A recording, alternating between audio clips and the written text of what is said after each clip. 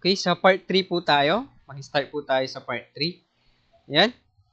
Meron tayong blank layer dito. Paano naman natin gamitin ito mga to? Ito mga shapes po ito, no? Ito, like example, hold click mo, and then lalabas dyan po yung mga pang-select. Example, elliptical, yan, pang-select yan.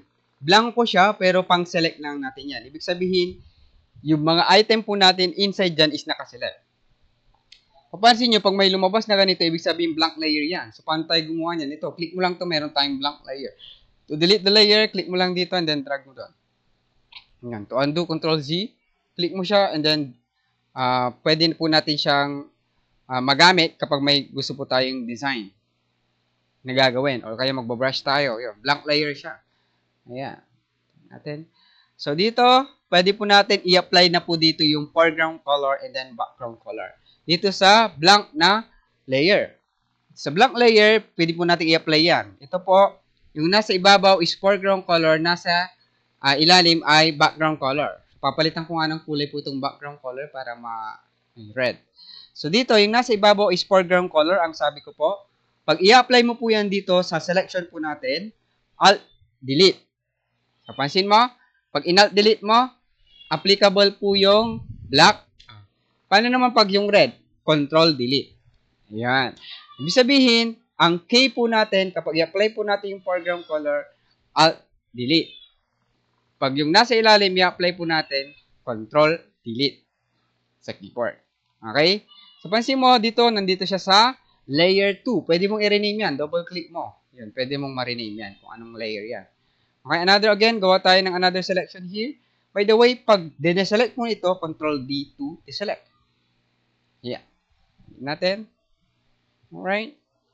Ayan. Pwede tayong mag-brush dyan. Inside lang po yung pwede po nating gawin.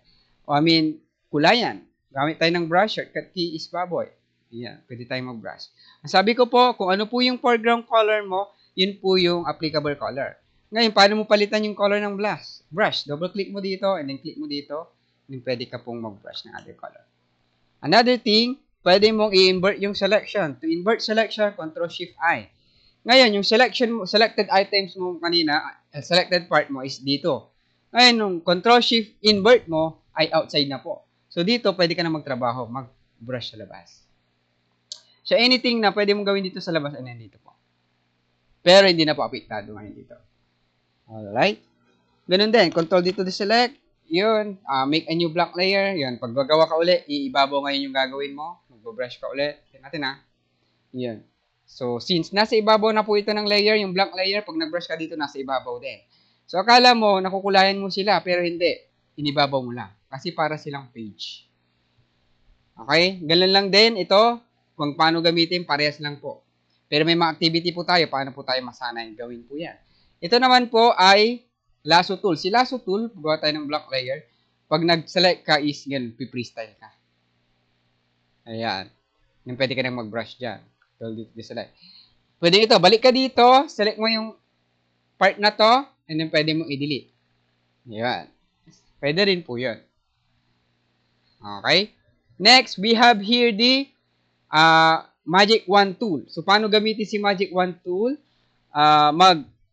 Mag-import po tayo ng shapes. Pwede ito. Then drag. Ganun lang po. Parang sa Illustrator lang po. Drag mo lang po yung image po natin sa ating pong canvas. Yeah.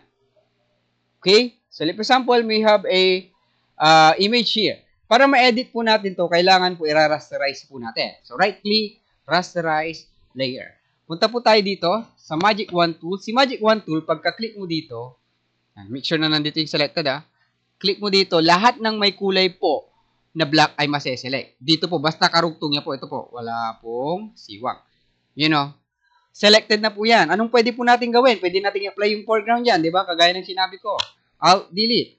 Di ba? Control dito deselect. Pwede natin i-detach. Select natin to, undo. Pwede natin i-detach. Control J. Dinetach mo, sineparate mo yung part na yon, pero meron pa rin yung original layer.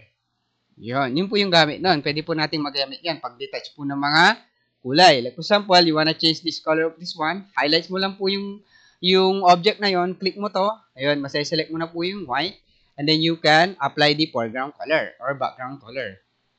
Control D for background color to apply the foreground color, press Alt Delete.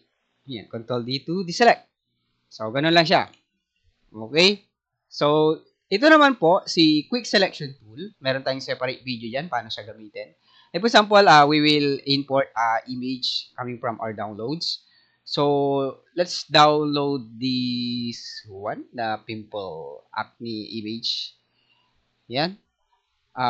Punta tayo dito. Yan. Again, para magamit po natin siya, let's rasterize. Yan. Para ma-edit natin later on. Okay. So, I wanna select this part. Yung, itong tao na to, yung tenga. So, dito, click ko to, drag. You know, click, drag.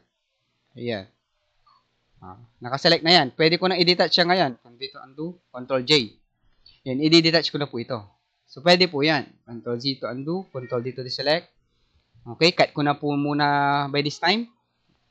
Okay, balik ako sa part 4.